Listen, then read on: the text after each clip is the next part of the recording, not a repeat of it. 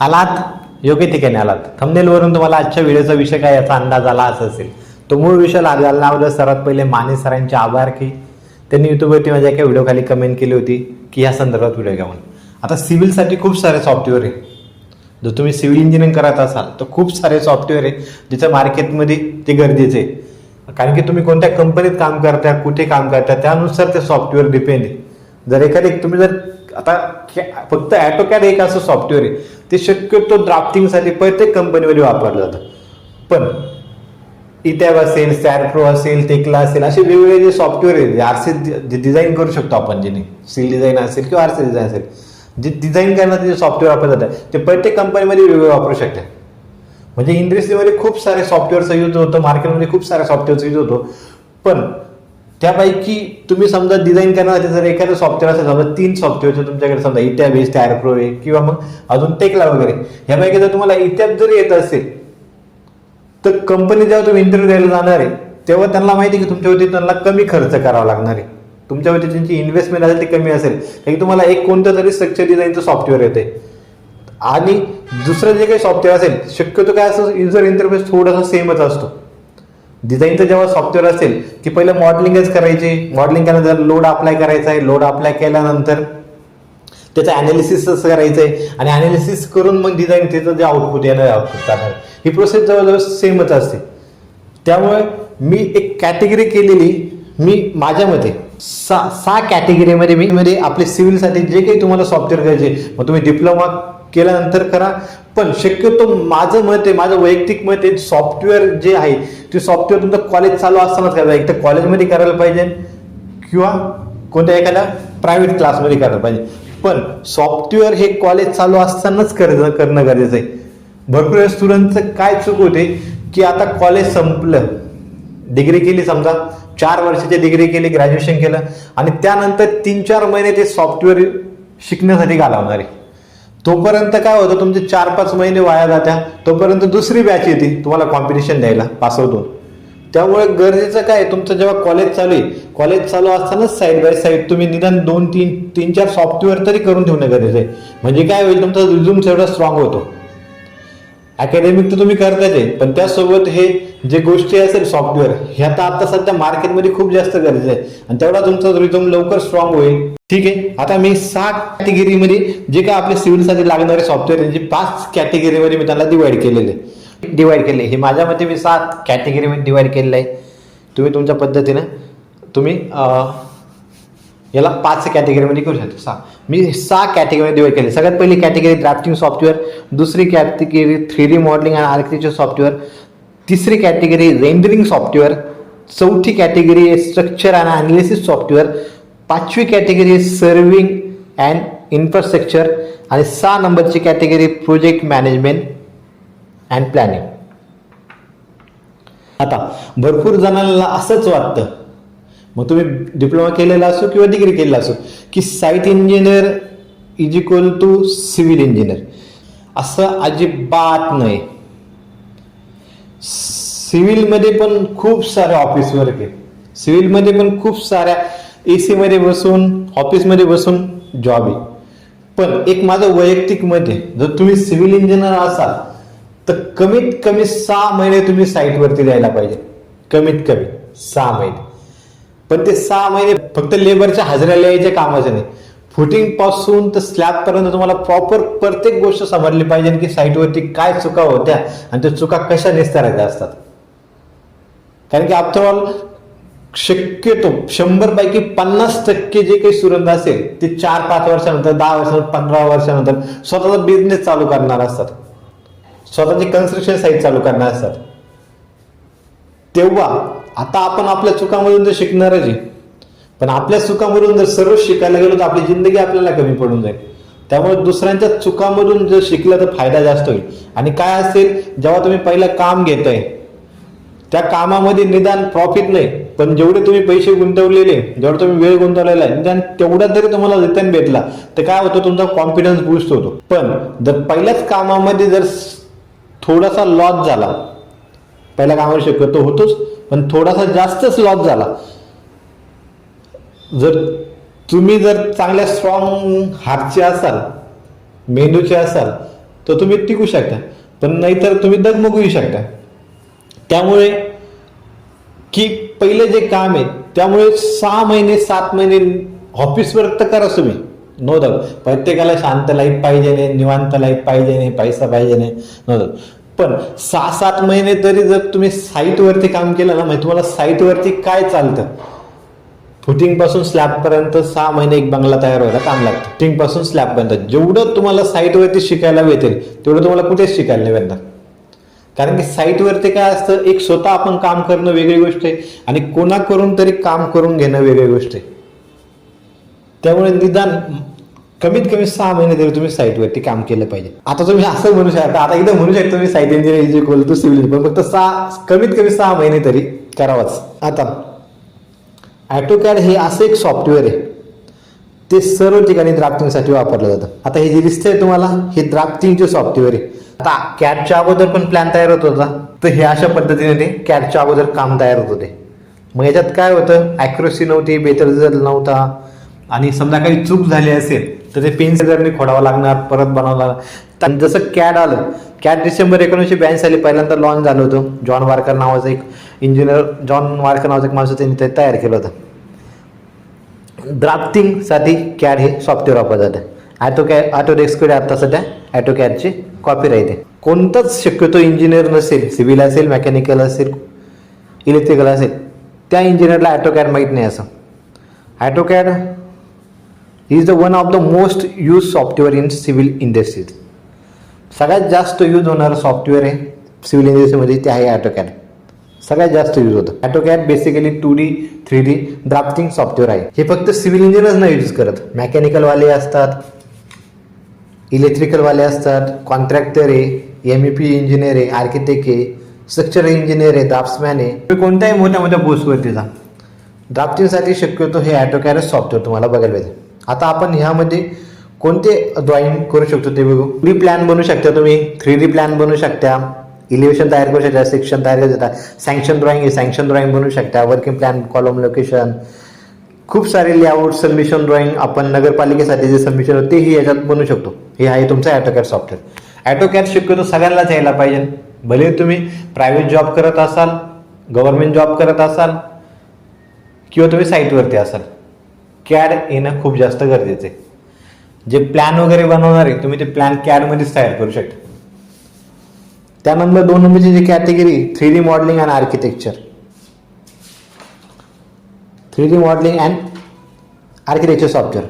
ऑटोकॅडमध्ये आपण 3D model जास्त realistic आणि खूप टाईमवाले काम आहे.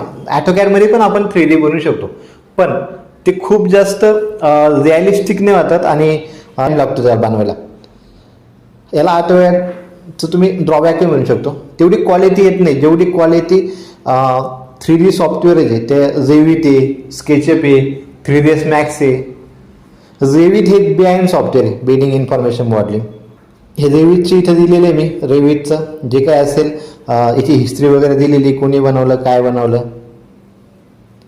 या सॉफ्टवेअरमध्ये आपण काय करू शकतो, या सॉफ्टवेअरमध्ये आपण रेंडरिंग करू शकतो, 3D मॉडेलिंग करू शकतो, जनरेटिव्ह डिझाईन करू शकतो, पॅरामेट्रिक मॉडेलिंग करू शकतो, वॉक थ्रू करू शकतो, इस्टिमेशन वगैरे करू शकतो, कॉस्टिंग करू शकतो, फॅमिली क्रिएशन करू शकतो.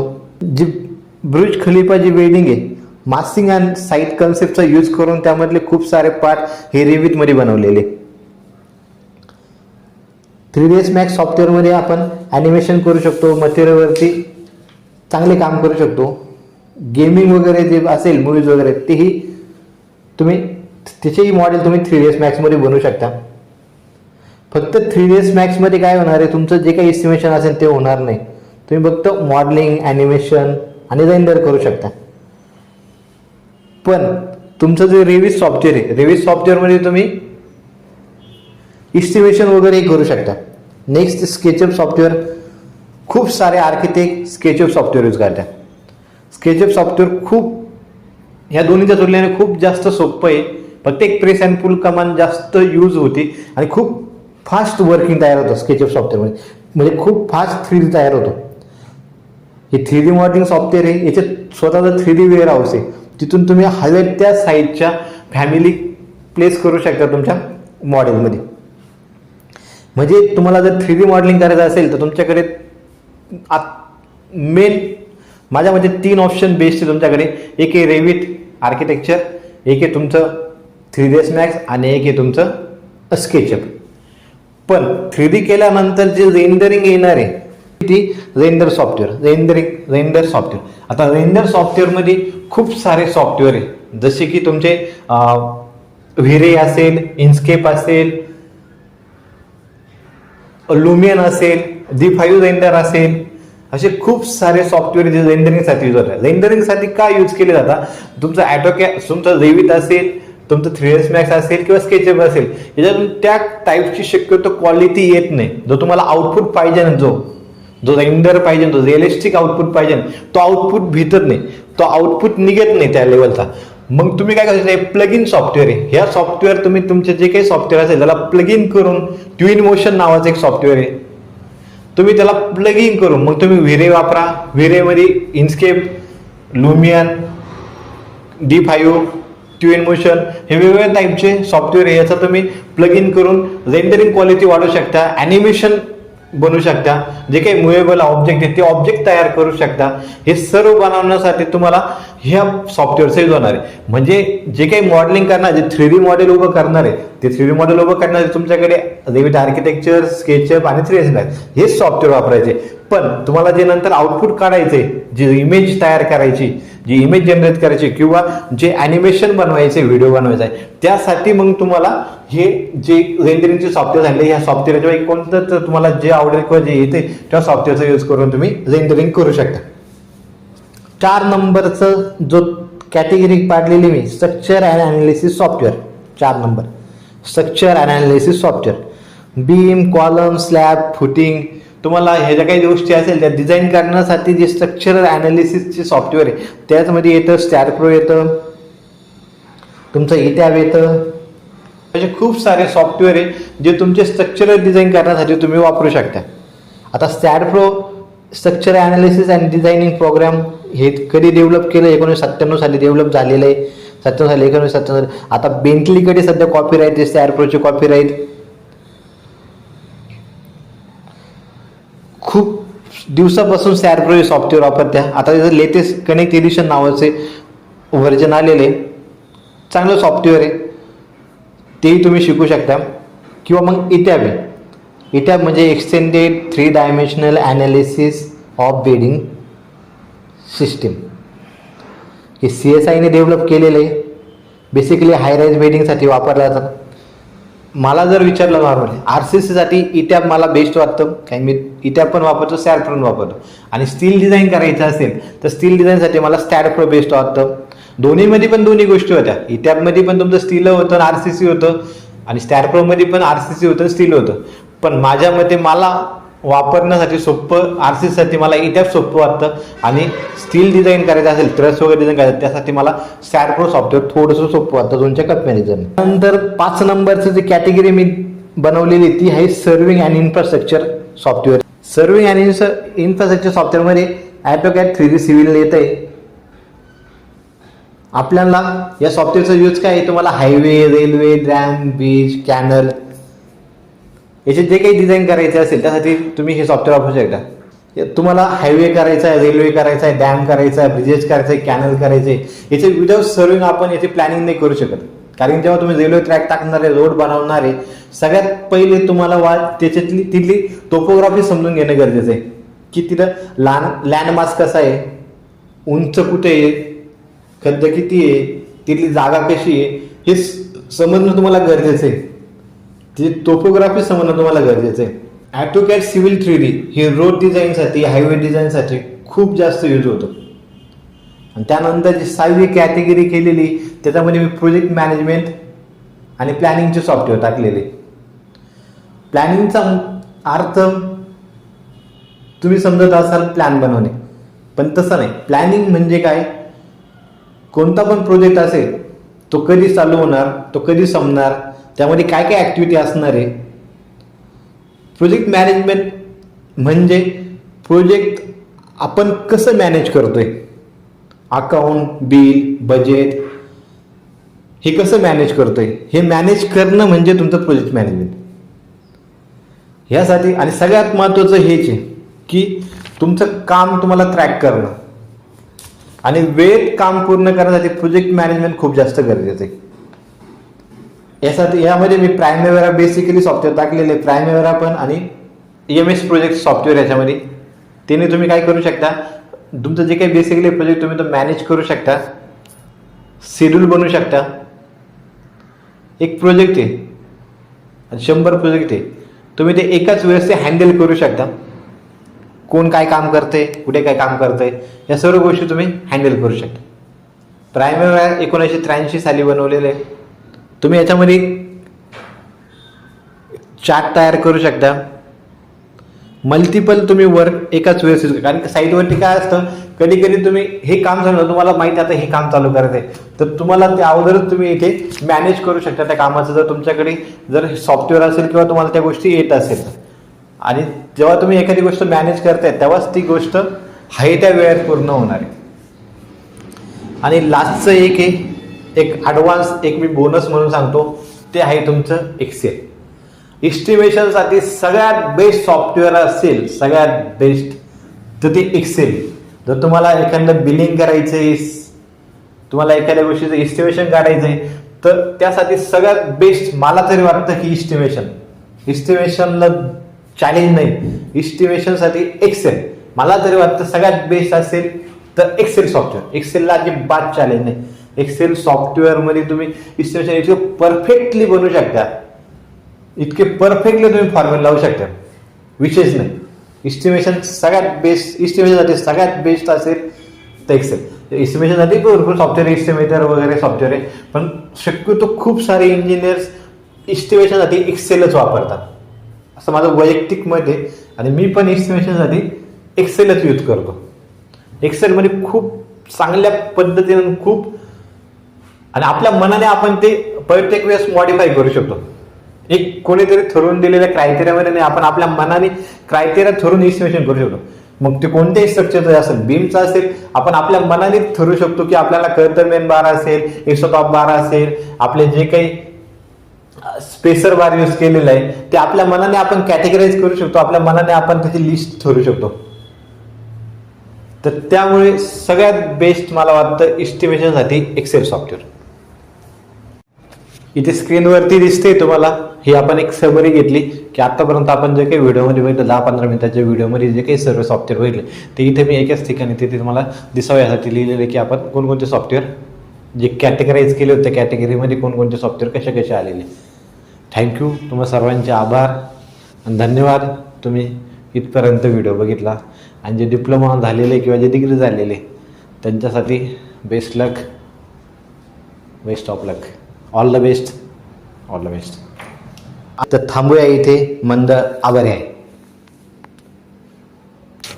पुढचा व्हिडिओ कोणत्या विषयावर हवा ही कमेंट तुमची. पुढचा व्हिडिओ त्याच विषयावर घेण्याची जबाबदारी आमची. तुम्ही इथपर्यंत थांबला होता म्हणजे हा व्हिडिओ तुमच्या फायद्याचा तयार झाला, यात ते मात्र शंका नाही. एक आपुलकीचा प्रश्न, कमेंट केली का? केली नसेल तर लगेच कमेंट करा की पुढचा व्हिडिओ तुम्हाला कोणत्या विषयावर हवा ते. विषय किती सोपा असो, अवघड असो, साईटच्या रिलेटेड असो, सिव्हिल इंजिनिअरिंग किंवा डिप्लोमा पुस्तकातील एखादी अवघड कन्सेप्ट असो, 10वी-12वीच्या पुस्तकातील एखादी कन्सेप्ट असो, तुम्ही स्पर्धा परीक्षा करताय त्या रिलेटेड एखादा सब्जेक्ट असो, टॉपिक असो, सिव्हिल सॉफ्टवेअरच्या रिलेटेड किंवा मायक्रोसॉफ्ट ऑफिस रिलेटेड काही असो, जसे की एक्सेल, वर्ड, PPT रिलेटेड, सामाजिक असो, राजकीय असो, धार्मिक असो, बिंदास कमेंट करा. पुढचा व्हिडिओ आपण तोच घेण्याचा प्रयत्न करू. बॉस टेन्शन मत लो, बिंदास कमेंट करो.